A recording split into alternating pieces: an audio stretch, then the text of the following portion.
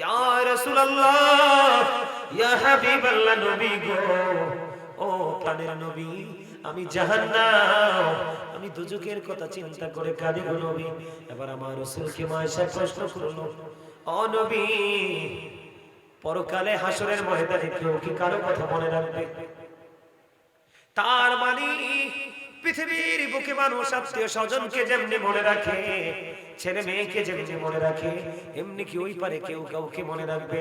মা আয়েশাকে আমার রাসূল বললেন, আয়েশা রে, না না না না রে আয়েশা, আয়েশা, অত্যন্ত বিপজ্জনক তিনটা জায়গা আছে রে মানুষের জন্য।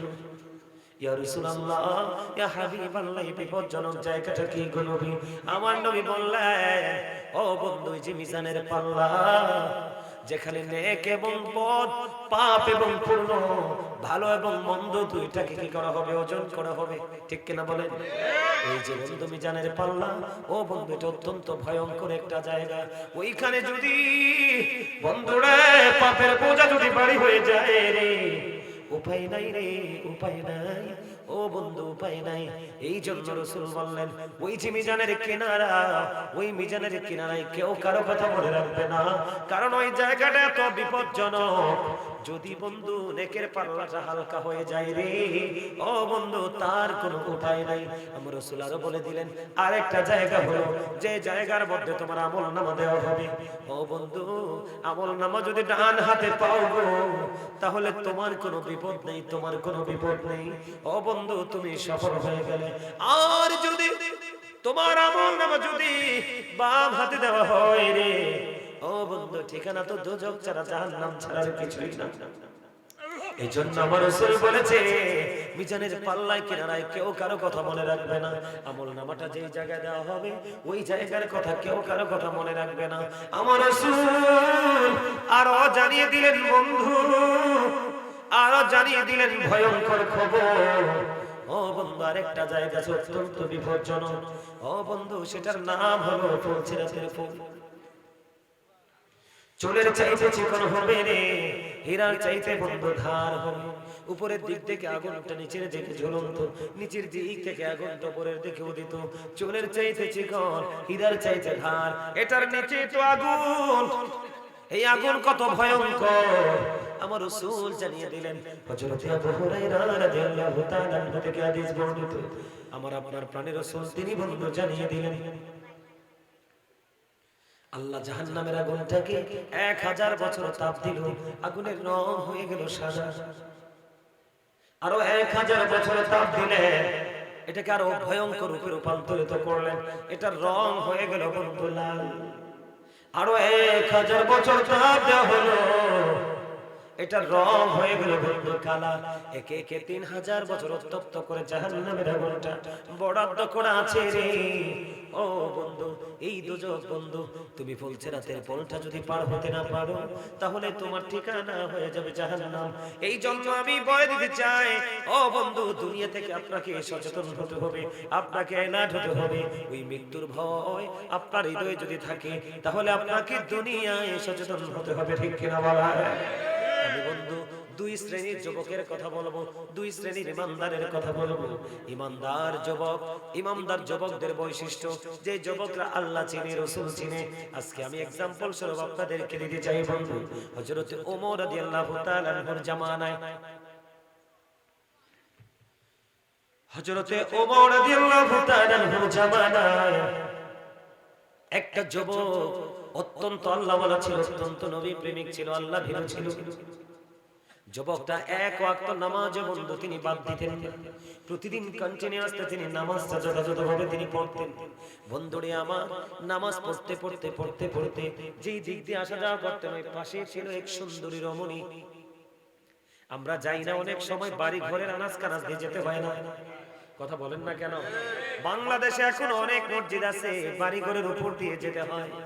ওই যুবক যখন যায়, আল্লাহওয়ালা যুবকের কথা বন্ধু আমি বলতেছি আপনাদেরকে, ওই যুবকটা যখন প্রতিদিন নামাজ পড়তে যেত, ওই সুন্দরী মেয়েটা যুবকটাকে প্রেমে পড়ে গেল, ওই ছেলেটাকে সে ভালোবেসে ফেললো, ওই মেয়েটা পাগল হয়ে গেল ওই ছেলেটার জন্য।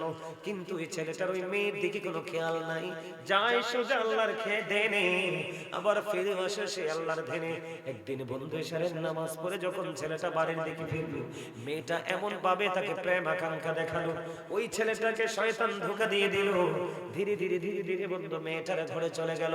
মেয়েটার ঘরে যাওয়ার পরে ওই সুন্দর একবার তরুণ ওই যুবক মেয়েটার ঘরের মধ্যে যাওয়ার পরে দেখলো মেয়েটা এমন ভাবে ঘর সাজিয়েছে রে, ও বন্ধু যেটা দেখে ছেলেটা অবাক হয়ে গেল। কিন্তু ছেলেটা বুঝতে পারলো মেয়েটা খারাপ কোন উদ্দেশ্য নিয়ে ছেলেটাকে ঘরে ঢুকিয়ে গেছে। বন্ধুরে আমার, যখন এই ঘরের মধ্যে ঢুকিয়ে দিল, তখনই ওই আল্লাহওয়ালা যুবক ছেলেটার মনের মধ্যে ওই দিনের কথা মনে হয়ে গেল, ওই হাসরের দিনের কথা মনে হয়ে গেল। ওই হাসরের দিনটা তো ভয়ঙ্কর হবে, ওই হাসরের দিনটা তো বিপজ্জনক হবে বন্ধু। ওই দিনের কথা যখন মনে পড়লো, ওই যুবক ছেলেটা কি করলো, এইখানে পরকালের কথা মনে করে আল্লাহর দরবারে হিসাব দিতে হবে, এইগুলো মনে করে করে বন্ধু ওই মেয়েটার ঘরে ছেলেটা অজ্ঞান হয়ে যায়, সেন্সলেস হয়ে যায়। জোরে জোরে একবার আল্লাহু আকবার। কি হয়ে গেছে? অজ্ঞান হয়ে গেছে, তার আর সেন্স নাই, হোশ নাই বন্ধু, হোশ হারিয়ে ফেললো। এখন তার আপন স্বজনেরা সবাই বন্ধু চতুর্দিকে খুঁজতে শুরু করলো, কোথায় রে আমার কলিজার টুকরা, কোথায় রে সে, তাকে তো খুঁজে পাওয়া যায় না। খুঁজতে খুঁজতে খুঁজতে খুঁজতে বন্ধু মেয়েটাও কিন্তু ভয় পেয়ে গেছে, কারণ ওই মেয়েটার ঘরে ছেলেটা অজ্ঞান হয়ে গেছে, বেঁচে আছে না মরে আছে এটাও তো মেয়েটা জানে না। আপন স্বজনেরা খুঁজতে খুঁজতে মেয়েটার ঘরে এসে ছেলেটাকে পেয়ে গেল। ছেলেটাকে ওখান থেকে তার বাড়িতে ঘরে নিয়ে যাওয়া হলো। ঘরে নিয়ে যাওয়ার পরে আল্লাহর রহমতে ছেলেটার আবার বিবেক ফিরে আসলো, হোশ বন্ধু ফিরে আসলো। হোশ যখন ফিরে আসলো, হোশ ফিরে আসার পরে বন্ধু এবার কি হলো, ছেলেটাকে প্রশ্ন করা হলো, তুমি কোথায় গিয়েছিলে, ওই ঘরে কেন গিয়েছিলে? এবার ওই ছেলেটা বলল তার অতীতের পুরো গল্প যে খুলে ফেললো। খুলে বলার পরে বন্ধু সবার সামনে হঠাৎ করে কি হয়ে গেল, সে আবার হঠাৎ করে অজ্ঞান হয়ে গেল। এই যে গান হারিয়ে গেল, আর সে দুনিয়াতে আর বন্ধু ফিরলো না। এই গান হারালো পরে খেয়াল করে দেখলো ছেলেটা মারা গেছে। ইন্না লিল্লাহি ওয়া ইন্না ইলাইহি রাজিউন। ওই ছেলেটা বন্ধু ইন্তেকাল করলো। ছেলেটা যখন মৃত্যুবরণ করলো, ইন্তেকাল করলো, ইন্তেকাল করার পরে ও বন্ধু তাকে কাফন দাফন পরিয়ে তাকে কবরে রাখা হলো। কবরে দাফন করে এসে হযরত ওমর রাদিয়াল্লাহু তাআলা আনহুকে ডাকা হলো। ওমর রাদিয়াল্লাহু তাআলা আনহু দৌড়ে ছুটে আসলো, এসে বন্ধু ওই ছেলেটার কবরের পাশে গেল, যাকে দাফন করা হলো তার কবরের পাশে গিয়ে তার বিস্তারিত ঘটনা পুরোটা শুনলো। শোনার পরে হযরত ওমর একটা ডাক দিয়ে বলল, যে পাপ করতে গিয়ে কি করতে গিয়ে, যে পাপ করতে গিয়ে ফিরে আসে কি করে, আল্লাহর কথা মনে করে, পরকালে হিসাব দিতে হবে হিসাবের কথা মনে করে। কারণ আল্লাহ বলেছেন ইন্না বাতাশা রাব্বিকা লাশাদীদ, আল্লাহর ধরা খাওয়া শব্দ ধরা, আল্লাহর পাকড়াও বড় কঠিন। এরপরে বলেছেন ইন্নাল্লাহা সারিউল হিসাব, Allah is quick to take account, আল্লাহ হিসাব গ্রহণে অত্যন্ত তৎপর। বন্ধুরে ওই ছেলেটার মনের মধ্যে ভয় তৈরি হলো। আল্লাহ রাব্বুল আলামিন কোরআনে জানিয়ে দিয়েছে, ইদাস সামাউন ফাতারাত ওয়া ইদাল কাওয়াকিবু ইনতাসারাত ওয়া ইদাল বিহারু ফুজিরাত ওয়া ইদাল কুবুরু বু'সিরাত আলিমাত নাফসুম মা কদ্দামাত ওয়া আখারাত।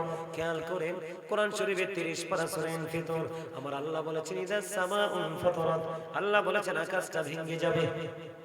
কি হয়ে যাবে? মাথার উপর যে আকাশ আছে আকাশটা ভেঙে চূর্ণ বিচূর্ণ হয়ে যাবে, তারকাগুলো ঝরে ঝরে পড়বে, সমুদ্রটা বন্ধু সেদিন উদ্বেলিত হয়ে যাবে। আল্লাহ বলেছেন ওয়াইদাল কুবুরু বু'সিরাত, কবরটা সেদিন ওপেনিং করা হবে, অবন্ধ উন্মুক্ত করা হবে। আলিমাত নাফসুম মা কদ্দামাত ওয়া আখারাত, অবন্ধু যেদিন কবরটা ওপেনিং করা হবে, এই দিন মানুষগুলো কে কি করেছে আর কে করেনি সে প্র্যাকটিক্যালি দেখতে পারবে, জানতে পারবে। ওই ছেলেটার জবানে, ওই ছেলেটার অন্তরে ওই দিনের কথা মনে হয়ে গেল। হিসাব দিতে হবে, আল্লাহর আদালতে দাঁড়াতে হবে। এই কথা যখন মনে হলো, ও বন্ধু, একটা যুবতী মেয়ে আর একটা যুবক ছেলে যখন এক জায়গায় থাকবে, একটা বেগানা নারী আর একটা বেগানা পুরুষ যখন এক জায়গায় থাকবে, রাসূল বলেছেন এখানে তৃতীয় থাকবে শয়তান। কে থাকবে? শয়তান থাকবে। ও বন্ধু, শয়তান কেন থাকবে? আপনাদেরকে আমি একটু মনে করিয়ে দিতে চাই, আমাদের বাবা আদম, মা হাওয়া জান্নাতে ছিল কিনা? কথা বলেন না কেন? মা আদম যখন জান্নাতে, জান্নাত থেকে বন্ধু চোখ মেলে দেখলেন অপূর্ব সুন্দরী মা হাওয়া।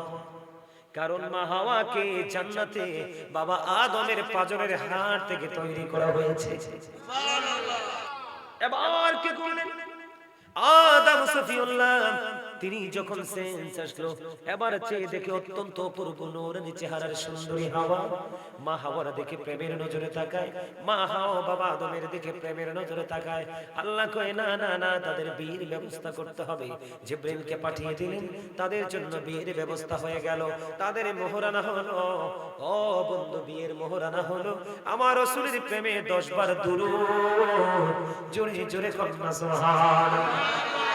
আদম এবং হাওয়া জান্নাতের মধ্যে বসবাস করতে থাকলো। খেয়াল করেন, আল্লাহ রাব্বুল আলামিন আদম হাওয়াকে বলে দিলেন, তোমরা জান্নাতে যাও, যেখান থেকে মন চায় সেখান থেকে খাও, কিন্তু গন্ধম খাইও না। শয়তানকে চিনাচ্ছি আপনাদেরকে, গন্ধম খেও না। ও বন্ধু, আদমের কিন্তু খেয়াল আছে, আল্লাহ যে বলেছে, আল্লাহ আবার এটাও বলেছে, আদম আমি তোমাদের জন্য, আমি তোমাদের প্রিয় বন্ধু হিসেবে ফেরেশতা নিয়োজিত করে দিলাম। তোমরা যদি পরামর্শ করতে হয় তাদের সাথে পরামর্শ করবে। সুবহানাল্লাহ বলেন না কেন? আরে জোরে বলেন না সুবহানাল্লাহ।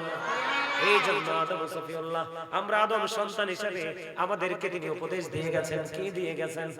আমাদেরকে তিনি উপদেশ দিয়ে গেছে যে তোমরা দুনিয়ায় যদি কোনো কাজ করতে হয়, দুনিয়ায় যদি তোমরা কোনো কাজ করতে চাও, যা তাহলে যে তোমার সবচেয়ে প্রিয় তার সাথে তুমি পরামর্শ করে নাও। সুবহানাল্লাহ বলেন না? আদম সফিউল্লাহ আরো বলে গেছে, দুনিয়াতে কোনো কাজ করতে হলে বিবির কথা মতো করো না।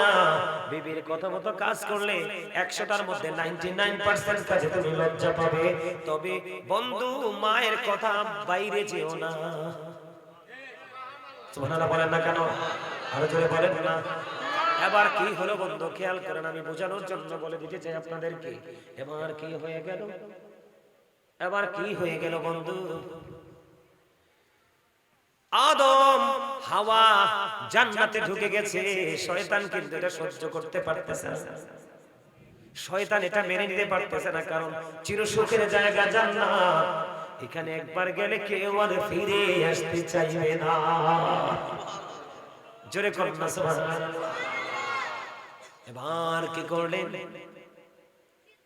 শয়তান? কি করলেন বন্ধু? গন্ধম গাছের নিচে চলে গেলেন।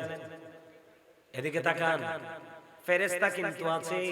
শয়তান ওই যে গন্ধম গাছের নিচে যাবে, এটার জন্য বন্ধু সাপ কি এবং ময়ূর, ওই দুটার সহযোগিতা নিয়ে ও বন্ধু শয়তান ঢুকে গেল জান্নাতে। বন্ধুরে আমার দিকে তাকান। এবার কি করলেন? গন্ধম গাছের নিচে গিয়ে শয়তান কান্নাকাটি শুরু করলেন। উচ্চ আওয়াজে কান্না শুরু করলো। মহিলাদের মন কিন্তু একটু নরম হয়, কথা বলে না কেন? এবার যখন বন্ধু কান্না শুরু করলো, মা হাওয়া দৌড়ে চলে গেল গন্ধম গাছের নিচে। যাওয়ার পরে এবার কান্না শুরু করলো। এবার প্রশ্ন করলো, আপনি কেন গো কাঁদেন? খেয়াল করেন, কৌশলটা দেখেন, আপনি কেন গো কাঁদেন? এবার মা হাওয়া যখন প্রশ্ন করলো, শয়তান বলল, আমি তোমাদের জন্য কাঁদি।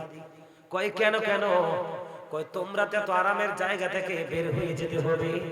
তাই এটা কেমনে হইল? কয় হ, এখান থেকে তোমরা বের হয়ে যেতে হবে, তবে একটা কাজ করলে বের হতে হবে না। ওই কাজটা কি?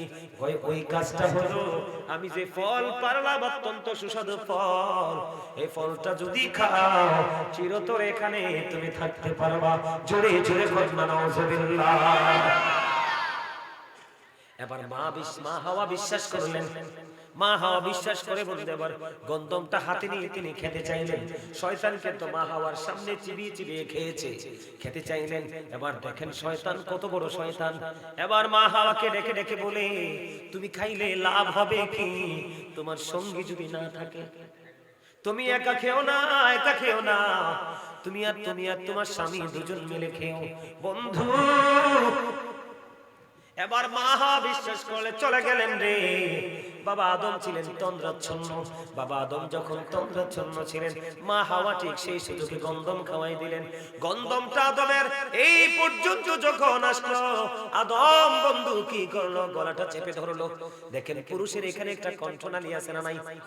এটা কিন্তু অনেক সুন্দর লাগে পুরুষকে, ঠিক কিনা বলে? যখন কারুরটা একটু বের হয়ে থাকে, এটা কিন্তু দেখতে একটু বেশি সুন্দর দেখায়, ঠিক কিনা বলে? এই কারণে তৈরি হয়েছে। যখন গন্ধম ঢুকে গেল, আদম বন্ধু চেপে ধরে ফেললো। জোরে জোরে বলেন একবার আল্লাহু আকবার, আর জোরে বলেন আল্লাহু আকবার। বন্ধু আমি আপনাদেরকে বলে দিতে চাই গো, আদম যখন গন্ধম খেয়ে ফেললো, মা হাওয়া যখন গন্ধম খেয়ে ফেললো, আদম ডাক দিয়া বলল, হাওয়া রে তুমি কি করলে? আমার তো মনে হয় আমরা ভুল করে ফেলেছি রে হাওয়া, কি করেছো? এবার বন্ধু আদম এবং হাওয়া জান্নাতে যখন গন্ধম খেয়ে ফেললো, আল্লাহ রাব্বুল আলামিন তাদের প্রতি রাগান্বিত হয়ে গেল, অসন্তুষ্ট হয়ে গেল। আল্লাহ বললেন, কুল নাহবিতু মিনহা জামিআ, আল্লাহ বললেন, you get down all from here, তোমরা জান্নাত থেকে বের হয়ে যাও। জোরে জোরে বলেন নাউযুবিল্লাহ। বন্ধু কত প্রেমের জায়গা, কত সুখের জায়গা জান্নাত। যখন আদম হাওয়া জান্নাত থেকে বের হয়, তাদের গা থেকে জান্নাতি পোশাকগুলো আল্লাহ কুদরতি পোশাক খুলে নিলেন। নাউযুবিল্লাহ বলেন না? দুনিয়াতে এসে তারা কত কষ্ট পাইল রে। আমি আপনাদেরকে বলি, অত প্রেমময় সুন্দর সাজানো গোছানো আনন্দের জায়গা থেকে বের হয়ে গেল শুধুমাত্র শয়তানের প্ররোচনায় পড়ে। কথা বলেন না? ঠিক তেমনি ভাবে বন্ধু রে, তোমার আমার জীবনটাও তেমন। ওই যে যুবককে শয়তান ধোঁকা দিল, কি দিল? শয়তান ধোঁকা দিল বন্ধু। ধোঁকা দেওয়ার পরে শয়তান নারীর ঘরে চলে গেল, কিন্তু সে এতটাই ইমানদার ছিল, এতটাই মজবুত ছিল, সে এখানে যাওয়ার পরে বুঝতেছে যে নোংরা কাজের জন্য ডেকেছে। নাউযুবিল্লাহ বলেন না? আর জোরে বলেন না? ছেলেটা আল্লাহর কথা মনে করলো, আল্লাহর কাছে হিসাব দিতে হবে। কোন মুখ নিয়ে আল্লাহর কাছে দাঁড়াবো? দুনিয়ার সবাইকে ফাঁকি দিল, মৃত্যুকে ফাঁকি দেওয়া যাবে না। ও বন্ধু কবর থেকে বাঁচা যাবে না, আমার কি হবে রে উপায়? ওই ছেলেটা মৃত্যুবরণ করলো, তাকে বন্ধু দাফন করা হলো। হযরত ওমর যখন তার কবরের কাছে চলে আসলো, ওমরের কাছে বিস্তারিত সবকিছু খুলে বলা হলো। এবার হযরত ওমর এই বিস্তারিত গল্প শোনার পরে, বিস্তারিত ইতিহাস শোনার পরে এবার একটা ডাক দিয়ে বলল, যেই যুবক, যেই ইমানদার কোন অন্যায় কাজ করতে গিয়ে, নোংরা কাজ করতে গিয়ে, নোংরা কাজের কাজ থেকে সে ফিরে আসে, আমার ইন্তেকাল করার পরে তার কবরের মধ্যে 2টা জান্নাতের সুখ দিয়ে দেয়। সে ভয়, সে চিন্তা থেকে এখানে আসা। আপনি বুঝতে পারছেন? বুঝতে পারছেন যুবকটা কোথায় গেল? আচ্ছা আপনি বলেন, একটা উপযুক্ত ছেলে, উপযুক্ত মেয়ে, দুজন যদি কাছাকাছি হয় অবস্থাটা কেমন হওয়ার কথা? কথা বলে না কেন? খারাপ না? কিন্তু তার সিনায় আল্লাহর ভালোবাসা, আল্লাহর প্রতি তার প্রেম, ওই যে হিসাব দিতে হবে, আল্লাহর আদালতে দাঁড়াতে হবে, এটা তার মধ্যে আল্লাহ ঢুকিয়ে দিল। ওমর কি বলেছে? ওমর বললেন, কেউ যদি অপরাধ করতে গিয়ে একবারে নিকটবর্তী হয়ে ওখান থেকে যদি ফিরে আসতে পারে রে, আমার আল্লাহ তার কবরে মরার পরে 2টা জান্নাতের সুখ দিয়ে দেয়। কয়টা জান্নাত? বন্ধু ওমর যখন এই শব্দটা ইউজ করেছিল ওই যুবকের কবরে, যেই যুবকটা আল্লাহর কথা মনে করে অপরাধ থেকে বাঁচলো, ওখান থেকে ফিরে এসে আল্লাহর ডাকে সাড়া দিয়ে চলে গেল, আল্লাহ তাকে আপন ঘরে নিয়ে গেল। বন্ধু ওই যুবক যখন শুনতে পারলেন, হযরত ওমর বললেন, 2টা কবরের সুখ তার নসিবে আছে। ওয়াল্লাহি ও বন্ধু, ওই যুবকের কবর থেকে আওয়াজ আসছে, প্রেমময় আওয়াজ, গায়েবী আওয়াজ, ওই যুবকের কবর থেকে বের হয়ে আসছে, ডেকে ডেকে বলতেছে, ও গো আপনি যেটা বলেছেন সেটাই সত্য। আমাকে যখন কবরে রাখা হলো, কবরে রাখার পর পরে আমার কবরে আমার আল্লাহ 2টা জান্নাতের সুখ তিনি দিয়ে দিয়েছে। আমার ওয়াজটা সত্যি কি আপনারা কিছু শিখতে পারছেন? আমার কিন্তু আলোচনা সারা সময় হয়ে গেছে, প্রায় 12টা, একটু পরে 1.5 ঘন্টা হয়ে যাবে, কিন্তু আমার কাছে মনে হচ্ছে আপনাদেরকে আমি অ্যাক্টিভ করতে পারলাম না। যদিও সময়টা কাছাকাছি চলে আসছে, তারপরও আমি আপনাদেরকে ছোট্ট আর একটা হাদিস শোনাতে চাই, শুধু শেখার জন্য। বলবো? কে কি শুনতে রাজি? হাত তুলে দেখা।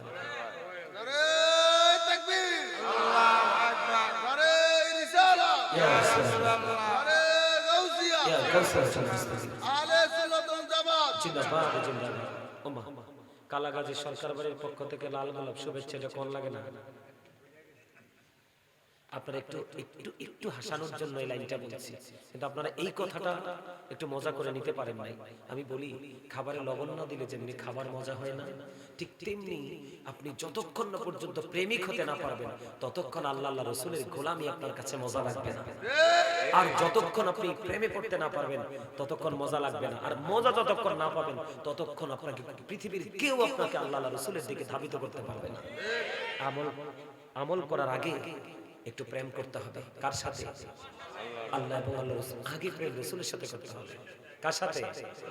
কারণ আমি বলছি না, আল্লাহ বলেছেন, সে বলুন, ইফ ইউ ডু লাভ আল্লাহ, যদি তোমরা আল্লাহকে ভালোবেসে থাকো, ফলো মি মুহাম্মদ সাল্লাল্লাহু আলাইহি ওয়াসাল্লাম, মুহাম্মদ সাল্লাল্লাহু আলাইহি সাল্লামের অনুগত হয়ে যাও, আল্লাহ উইল লাভ ইউ, আল্লাহ তোমাদেরকে ভালোবাসবে, এন্ড ফরগিভ ইউর সিনস, আল্লাহ তোমাদের সমস্ত জীবনের গুনাহ মাফ করে দেবে।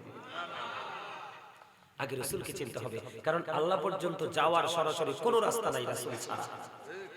আপনি আপনার বাজারে যাওয়ার কোনো সিস্টেম নাই রাস্তা যতক্ষণ পর্যন্ত না চিনবেন। রাস্তা চিনার পরে দ্বিতীয়ত কাজ হলো আপনাকে বাহন তৈরি করতে হবে।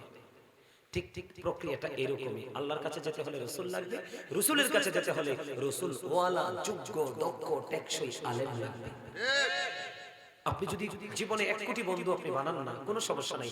এসপি, ডিসি, এমপি, মন্ত্রী, কোন দেশের প্রাইম মিনিস্টার আপনি প্রেম করেন, কোনো সমস্যা নাই, কিন্তু আপনার জীবনে একজন হক্কানি আলেমের সাথে প্রেম করবেন।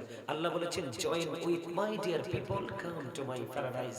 আল্লাহ বলেছেন, join with my dear people, আমার প্রিয় লোকেদের সাথে যুক্ত হও, কাম টু মাই প্যারাডাইস, আমার জান্নাতে চলে আসো। সুবহানাল্লাহ। সাধারণ মানুষ হক্কানি আলেমদের সাথে, হক্কানি আল্লাহর ওলিদের সাথে প্রেম করা তাদের নাজাতের, জান্নাতের দলিল। এটা আমি বলেছি ইংলিশে, আল্লাহ বলেছেন, ফাদখুলি ফি ইবাদি ওয়াদখুলি জান্নাতি। অস্বীকার করার কোনো সুযোগ নেই। কি বুঝতে পারছেন? যদিও আমার সময় শেষ, তারপর আমি আপনাদেরকে ছোট্ট একটা হাদিস শরীফ শোনাবো শিখার জন্য। কিসের জন্য? ওই হাদিস শরীফটা যদি বুদ্ধিমান হন, যদি ইন্টেলিজেন্ট হন, যদি ভেরি ক্লেভার হন, ভেরি এক্সপেরিয়েন্স ম্যান হতে পারেন, তাহলে আপনার জন্য গুরুত্বপূর্ণ একটা মেসেজ ওই হাদিসটা থেকে আপনি পেয়ে যাবেন। বন্ধুরে আমার, 3 জন লোক সফরে বের হলো। হাদিস শরীফের মধ্যে এসেছে কয়জন? 3 জন লোক বন্ধু সফরে বের হলো। 3 জন লোক যখন সফরে বের হয়ে গেল, সফরে বের হওয়ার পরে তারা সফর করতে করতে করতে করতে বন্ধু তারা কি করলেন? একটা গুহার মধ্যে ঢুকে গেলেন। গুহার মধ্যে যখন ঢুকে গেল, খেয়াল করেন বন্ধু, গুহার মধ্যে ঢুকলো, তার মানে অনেক ভ্রমণ করেছি, ক্লান্ত হয়ে গেছে। কে কথা বলেন না কেন? উপর আসেন, উপর আসেন। আমার একজন মহব্বতের মানুষ পাইছে, আমারে খুব আদর করে। আমি কিন্তু ওনার মসজিদে নামাজ পড়াইছি, জুমার নামাজ। মারহাবা বলেন। ওনার কাছ থেকে অনেক সম্মান এবং মহব্বত পাইছি।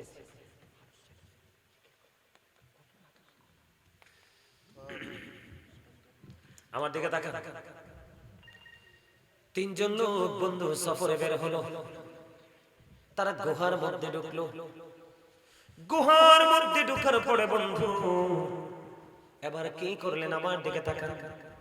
তারা যখন গুহার মধ্যে ঢুকলো, 3 জন লোক ঢুকতে দেরি, আল্লাহর পক্ষ থেকে কুদরতি এক বিশাল পাথর এসে ওই যে প্রবেশ পথ ছিল গুহার, ওই প্রবেশ পথটুকু বন্ধ করে দিয়েছে। কি করে দিছে? এটা কি বিপদ না? ভয়ঙ্কর বিপদ। বন্ধু যখন এই পাথর পড়ে গেল, 3 জন মনে মনে চিন্তা করলো, আমরা যে বিপদের মধ্যে পড়লাম পৃথিবীর কেউ তো জানে না, একমাত্র জানে আল্লাহ। এমন পাথর পৃথিবীর কেউ ওই পাথর সরাতে পারবে না। যদি মাত্র আল্লাহ না সরান। তিনজনের মধ্যে চিন্তা হলো, ও যুবক বন্ধু, এই গ্রামের মানুষ, আমি আপনাদেরকে বলে দিতে চাই, যদি আপনি সফল হতে চান এখনই আপনাকে সচেতন হতে হবে। আমি বলছি না আপনি দুনিয়া করবেন না, কাজ করবেন, বেতন নেবেন, ভালো খাবেন, ভালো পড়বেন, আত্মীয় স্বজন পাড়া প্রতিবেশীর সাথে ভালো সম্পর্ক রাখবেন, তবে সবার আগে আল্লাহ এবং আল্লাহর রাসূলের সাথে সম্পর্ক রেখে। ঠিক না বেঠিক?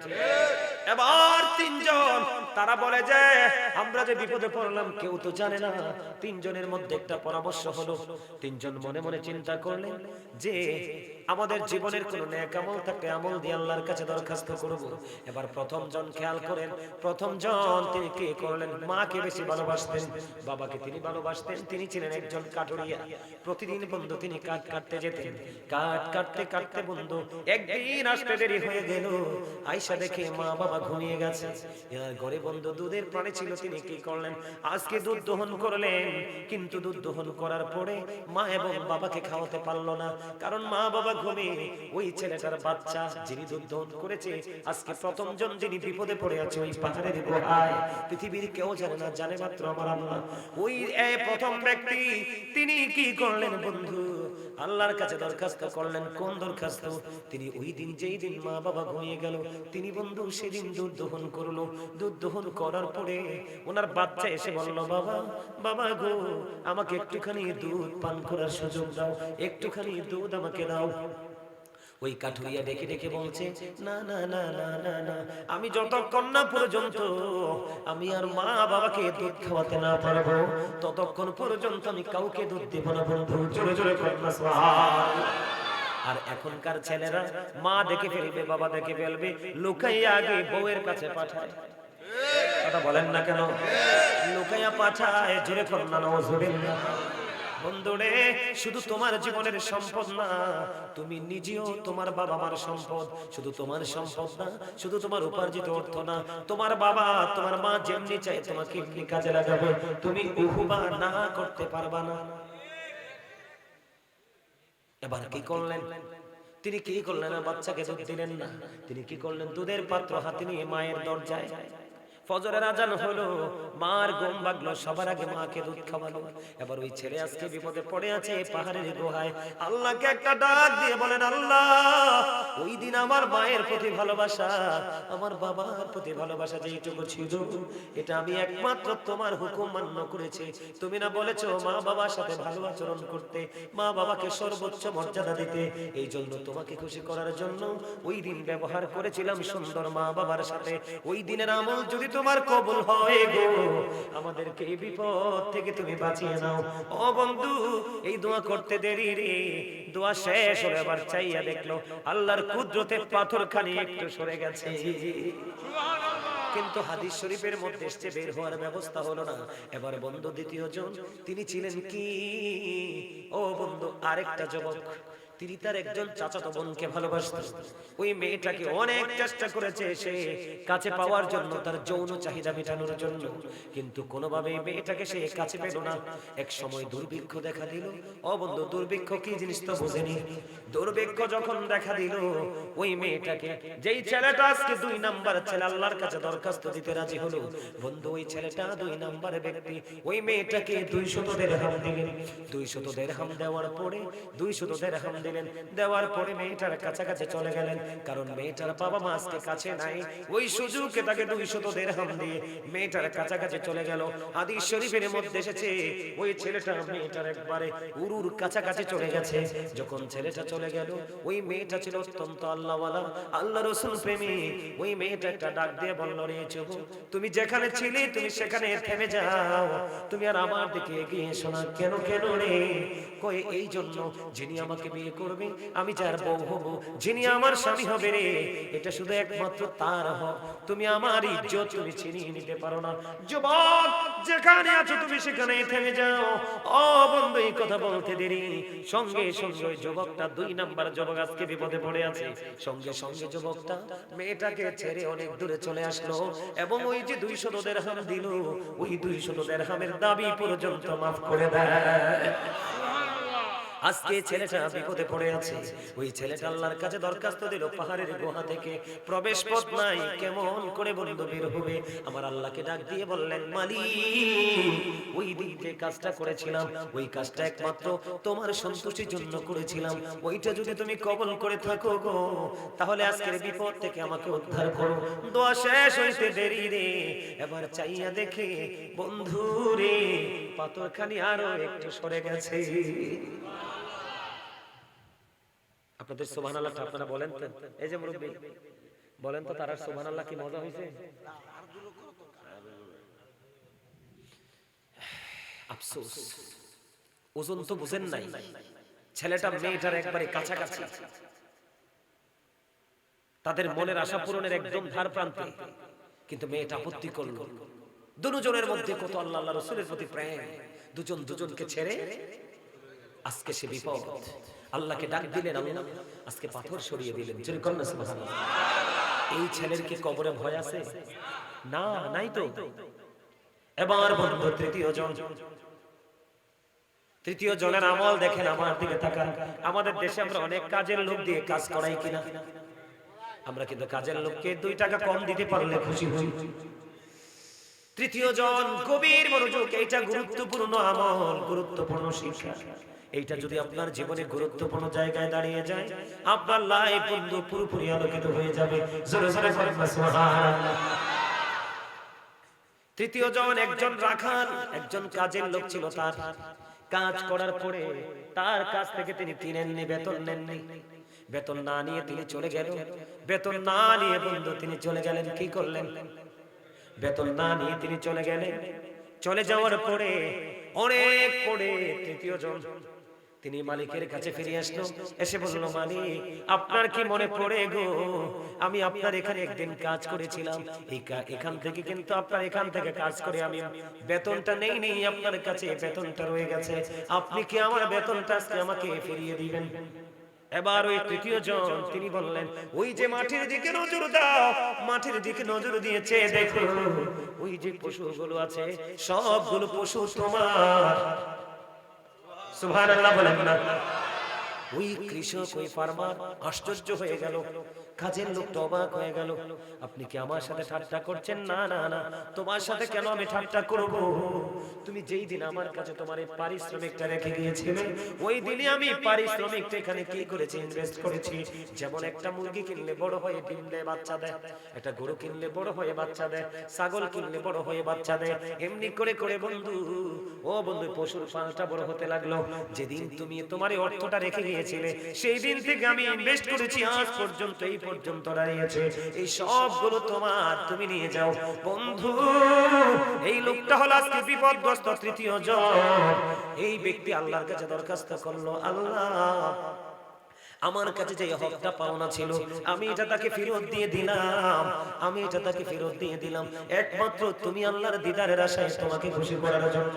ওইটা যদি তোমার কাছে পছন্দ হয় গো, আজকে আমাদেরকে বিপদ থেকে উদ্ধার করো। তো আর শেষ হইতে দেরি রে, আল্লাহর কুদরতে পুরো পাথর সরে যায়, তারা সবাই বিপদমুক্ত হয়ে নিরাপদ হয়ে যায়। হিসাব কিছু বুঝতে পারছেন? এই চরিত্র আমাদের মধ্যে থাকবে কখন? যখন আমরা শিক্ষা অর্জন করতে পারবো। ঠিক কিনা বলেন? আলোচনা বলেন। সম্মানিত উপস্থিতি, আমার আলোচনা শেষ। আমার আলোচনা যদি কেউ কষ্ট পেয়ে থাকেন, আল্লাহর রাস্তে ক্ষমা করবেন। ভালো লেগে থাকলে আমল করার চেষ্টা করবেন। আমি এখন একটু জিকির করব, জিকির করে আমি কিয়াম করব। কিয়ামে যখন দাঁড়াবো, আপনারা সবাই নিজ নিজ দায়িত্বে ভাবে কাতারবদ্ধ হয়ে যাবেন। রাজি আছেন? রাজি আছেন? এরপর আপনারা বসবেন, বসার পরে কি করতে হবে সেটা আমি বলবো। রাজি আছেন তো?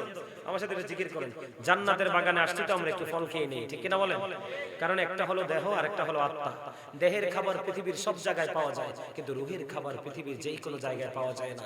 মসজিদে গেলে পাওয়া যায়, মাহফিলে গেলে পাওয়া যায়, আল্লাহর ওলির খানকায় গেলে পাওয়া যায়, আলেমদের সাথে 10 মিনিট বসলে পাওয়া যায়, ঠিক কিনা বলেন?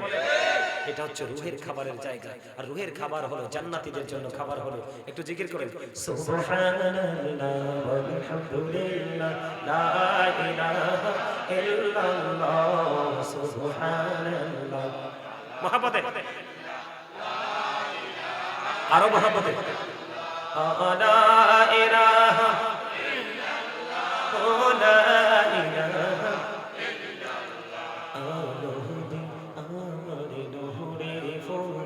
জগত করলেন ও জালা নবী আমার নূরের ফতুর জগত করলেন ও জালা রোজ হাসরে করবেন তিনি উম্মতের ফয়সালা সুবহানাল্লাহ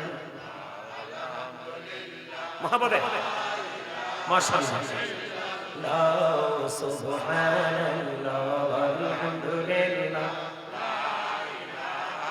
ইল্লাল্লাহ লা ইলাহা ইল্লাল্লাহ লা ইলাহা আরশ কুরসি লৌহ কলম সৃষ্টি জাহান অসীলা আরশ কুরসি লৌহ কলম সৃষ্টি জাহান অসীলা নিজে আল্লাহ খুশি হইয়া নাম রাখলেন হাবিবুল্লাহ সুবহানাল্লাহ লা ইলাহা লা ইলাহা ইল্লাল্লাহ লা ইলাহা ইল্লাল্লাহ আলামের সাথে নাম মিশাইয়া যারে আল্লাহ পাঠাইলা নিজে আল্লাহ দোস্ত বলে তাহার প্রেমে মজিলা সুবহানাল্লাহ মহব্বতে লা সুবহানাল্লাহ আলহামদুলিল্লাহ ইল্লাল্লাহ লা ইলাহা ইল্লাল্লাহ লা ইলাহা ইল্লাল্লাহ শাহাদাতের বাণী ঠোঁটে আসিলেন কামলিওয়ালা আমাকে ফুটিল নবী নূরে মিন্ন রে আলা সুবহানাল্লাহ আলহামদুলিল্লাহ লা সুবহানাল্লাহ আলহামদুলিল্লাহ ইল্লাল্লাহ লা ইলাহা ইল্লাল্লাহ লা ইলাহা লা ইলাহা ইল্লাল্লাহ মুহাম্মাদুর রাসূলুল্লাহ সাল্লাল্লাহু আলাইহি ওয়াসাল্লাম আল্লাহ আল্লাহ আল্লাহ ইল্লাল্লাহ আল্লাহ আল্লাহ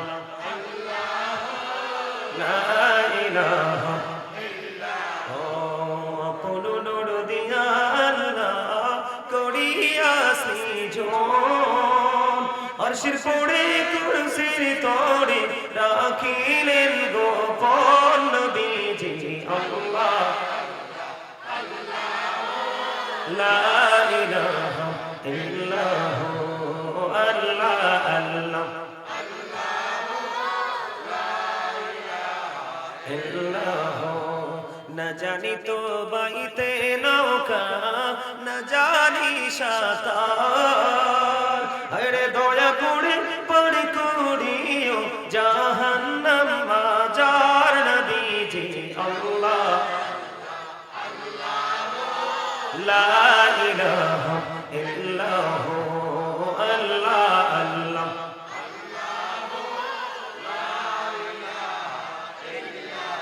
ও গুনাহগারের গহনা জোড়ে দিদারে আপনার দয়া করে দিয়েন দেখা হাবিবে দু জাহান নবীজি আল্লাহ আল্লাহ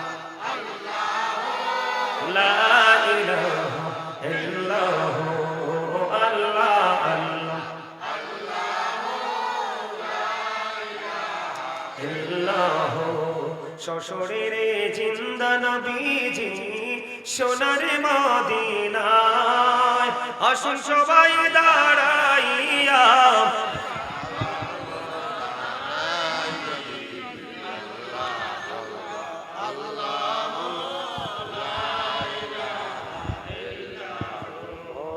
ইয়া নবী সালাম আলাইকা ইয়া রাসূল সালাম আলাইকা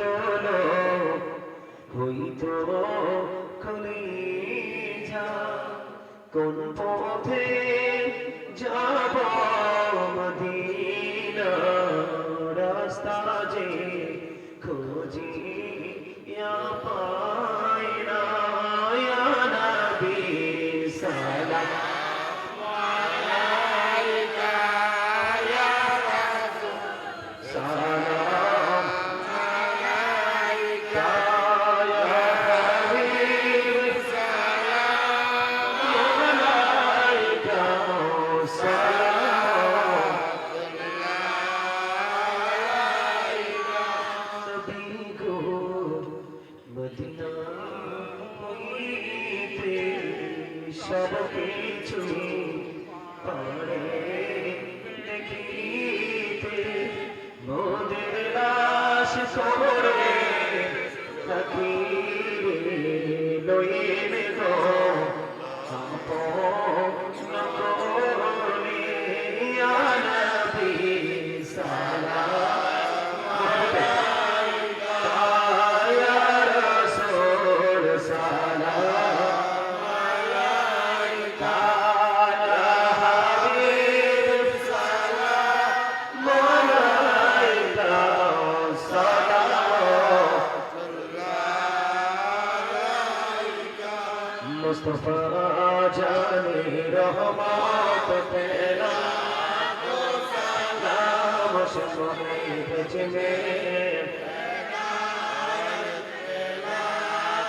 সালাম শমে বেজমে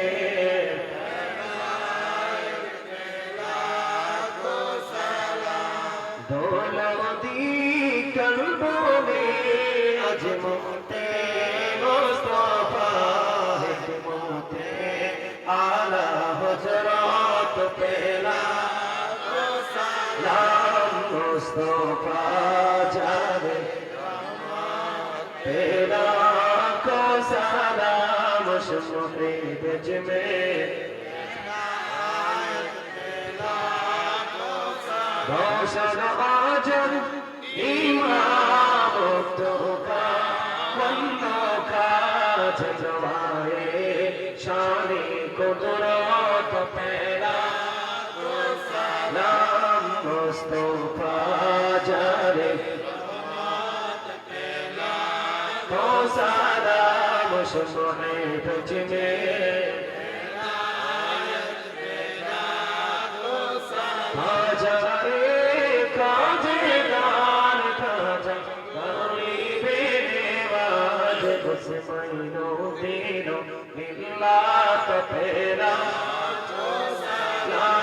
मुस्तफा जाने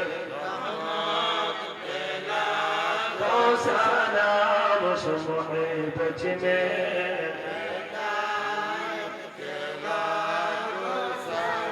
या पकी पंजतन लाखो सलाम या पकी पंजतन लाखो सलाम या पकी पंजतन लाखो सलाम या पकी पंजतन लाखो सलाम करबलार कुर्बानी স্মরণ করো প্রাণ ভরে সকলে নামাজ পড়ো করবলার কুরবানি স্মরণ করো প্রাণ ভরে সকলে নামাজ পড়ো ইয়া হুসাইন শাহ হুসাইন লাখো সালাম ইয়া হুসাইন শাহ হুসাইন লাখো সালাম বলগল ওলা বিকমালিহি কাশাবাত চাল্লাহ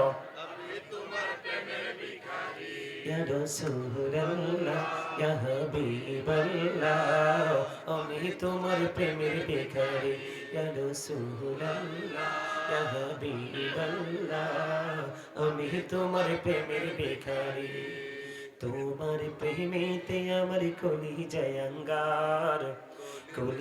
আঙ্গার গো রাসূল কলিজায় আঙ্গার দেখা দে শান্ত করো সাকিয়ে কৌসার ইয়া রাসূলুল্লাহ ইয়া রাসূলুল্লাহ ইয়া হাবিবাল্লাহ তোমার প্রেমের গো রাসূল নাই যে তুলনা গো রাসূল নাই যে তুলনা তোমার প্রেমের গোড়া সুরে নাই যে তুলনা, নাই যে তুলনা। তোমার প্রেমে জিন্দা হলো উস্তুনে হান্নানা ইয়া রাসূলুল্লাহ।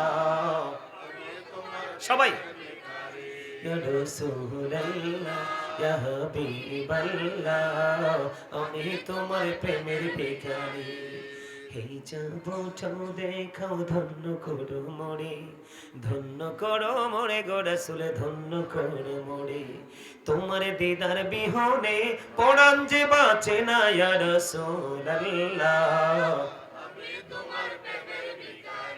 ইয়া রাসূলুল্লাহ ইয়া হাবিবাল্লাহ, প্রেমের ভিখারি। মারহাবা। আপনারা আপনাদের ছেলেদেরকে আলেম বানাতে না পারলেও ইসলাম কি জিনিস এটা বুঝাবেন, এটা শিখাবেন। না হয় আপনাদের অবস্থা আমাদের অবস্থার সামনের দিকে ভালো আমি দেখব।